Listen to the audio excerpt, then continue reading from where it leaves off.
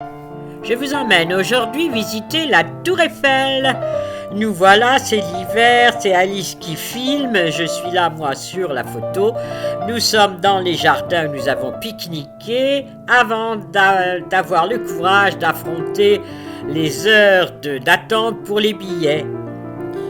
Nous voilà devant la grande dame de fer de Paris. Voilà tous mes petits-enfants, Démétré, Alice et ceux qui ne sont pas à l'école. Voilà la Tour Eiffel. Et là, nous attendons, mais la queue est heureusement assez rapide. Et nous voilà partis. Et on monte et on monte. Le premier étage, 90 mètres. Le deuxième, 150 mètres. Et le deuxième étage, pour monter au deuxième étage à pied, il y a 1665 marches.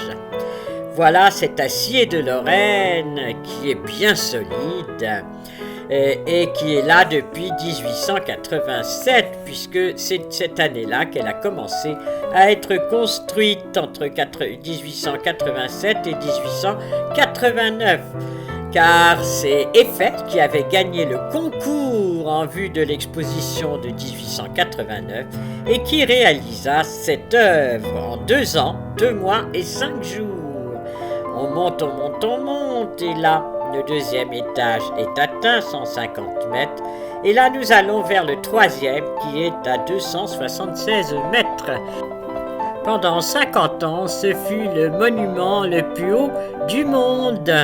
Donc vraiment une prouesse avec l'acier de Lorraine et les montages des spécialistes, 250 ouvriers y travaillaient. Nous arrivons à la terrasse du troisième étage. Voilà le Champ de Mars avec les Invalides et tous les bâtiments de cet hôpital. Et puis la Seine, au loin Notre-Dame. Et là, le Palais de Chaillot, avec les jardins que l'on voit très bien, et l'Arc de Triomphe que l'on voit derrière au bout de toutes ces avenues.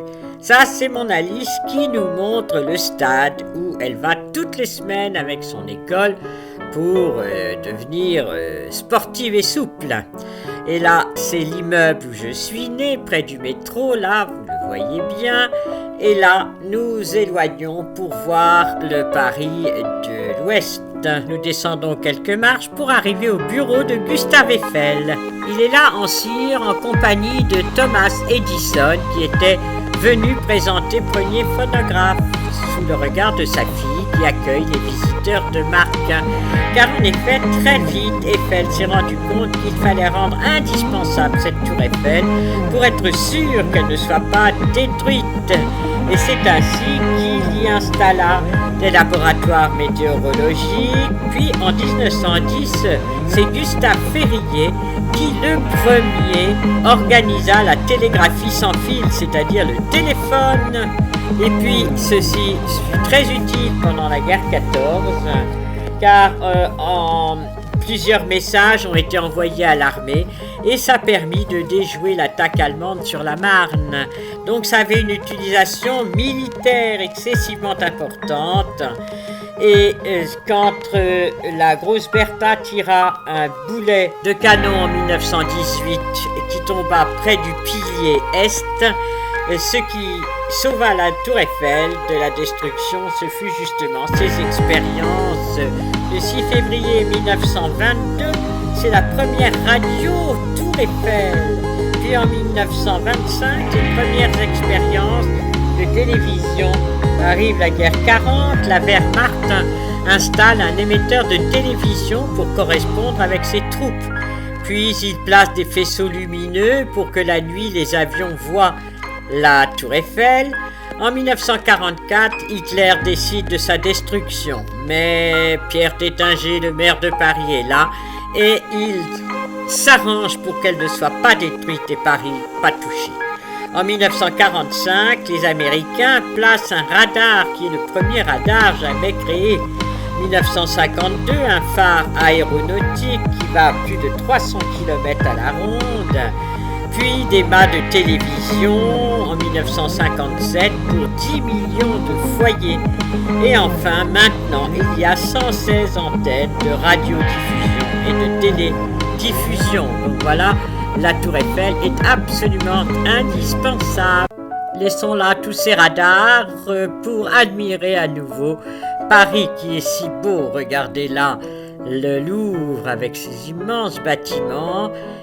En face, vous avez la gare d'Orsay, le musée d'Orsay, puis le pont Neuf qui est le plus vieux pont de Paris, l'île de la Cité, et là, vous avez la Sainte-Chapelle, au milieu des bâtiments des tribunaux, et la Notre-Dame. Nous redescendons pour arriver en bas.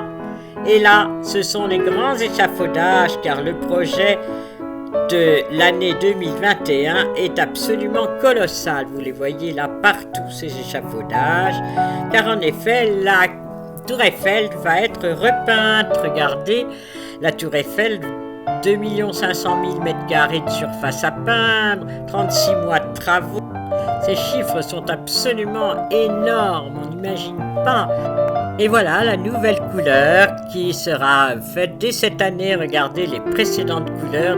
Laissons là la Tour Eiffel et je vous dis à bientôt pour un autre rendez-vous, une autre visite magique. Au revoir.